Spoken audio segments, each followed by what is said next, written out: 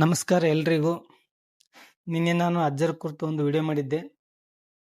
ತುಂಬ ಒಳ್ಳೆಯ ರೆಸ್ಪಾನ್ಸ್ ಬಂದಿದೆ. ಅರೌಂಡ್ 24,000 ಜನ ವಾಚ್ ಮಾಡಿದ್ದಾರೆ.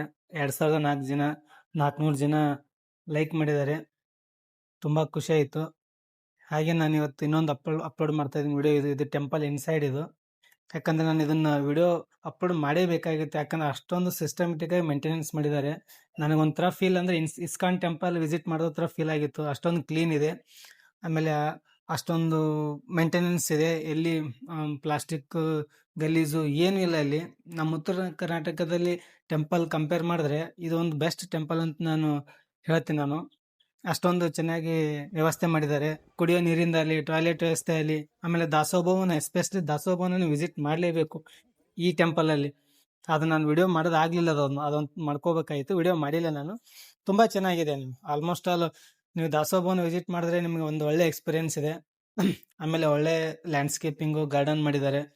ಇದು ನೋಡಿ, ಒಂದು ಆ ಟೆಂಪಲ್ ಇನ್ಸೈಡ್ ಇರೋದೊಂದು ಕೆರೆ ಇದೆ. ಇದು ಖಾಲಿಯಾಗಿದೆ, ಮಳೆ ಇಲ್ಲ ಅಂತೇಳಿ ಸ್ವಲ್ಪ ಖಾಲಿಯಾಗಿದೆ. ಆಮೇಲೆ ಲ್ಯಾಂಡ್ಸ್ಕೇಪಿಂಗ್ ನೋಡಿ, ಎಲ್ಲ ಕಡೆ ಲಾನ್ ಎಲ್ಲ ಇದು ಮಾಡಿ ಇನ್ಸ್ಟಾಲ್ ಮಾಡಿದ್ದಾರೆ. ನೋಡಿ ಎಷ್ಟು ಕ್ಲೀನ್ ಇದೆ ನೋಡಿ. ನಿಮಗೆ ಆಲ್ಮೋಸ್ಟ್ ಆಲ್ ಗೊತ್ತಾಗುತ್ತೆ ವಿಡಿಯೋ ನೋಡಿದ್ರೆ. ನಾನು ಅದಕ್ಕಂತೇಳಿ ಕಂಪ್ಲೀಟಾಗಿ ವಿಡಿಯೋ ಮಾಡ್ಕೊಂಡಿದ್ದೀನಿ. ಆಮೇಲೆ ಕೆರೆ ಸೆಂಟ್ರಲ್ಲಿ ಒಂದು ಅನ್ನಪೂರ್ಣೇಶ್ವರಿ ಟೆಂಪಲ್ ಇದೆ. ಇದೆ ನೋಡಿ ಅನ್ನಪೂರ್ಣೇಶ್ವರಿ ಟೆಂಪಲು. ಚೆನ್ನಾಗಿದೆ, ಒಳ್ಳೆ ವೆಲ್ ಮೇಂಟೆನೆನ್ಸ್ ಇದೆ. ತುಂಬ ಖುಷಿ ಆಗುತ್ತೆ. ಒಳ್ಳೆ ನೇಚರ್ನ ಕ್ರಿಯೇಟ್ ಮಾಡಿದ್ದಾರೆ ಅಜ್ಜರು. ಅವ್ರಿಗೆ ನಾನು ಇನ್ನೊಂದ್ಸಲ ಅವ್ರನ್ನ ಕೃತಜ್ಞತೆ ಸಲ್ಲಿಸ್ತೇನೆ. ಥ್ಯಾಂಕ್ ಯು, ಧನ್ಯವಾದಗಳು.